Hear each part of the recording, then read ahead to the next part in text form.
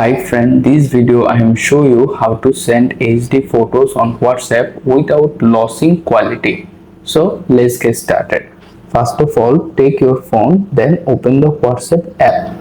After the WhatsApp is open, make sure you can use the latest version of the app. Now open any chat or person here you want to send the HD photo.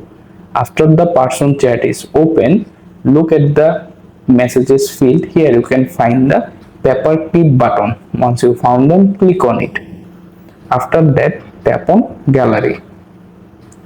Now your gallery is open. Simply scroll down to the gallery and see all of the photos or videos listed there. Choose the exact photo if you want to set. For example, I am choose this photo.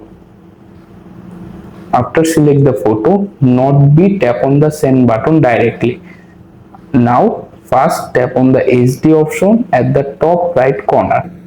This means your item set to HD quality. After that, finally confirm by tapping send button at the bottom and wait to complete the process. And that's is how you can easily send HD photo without losing quality on WhatsApp.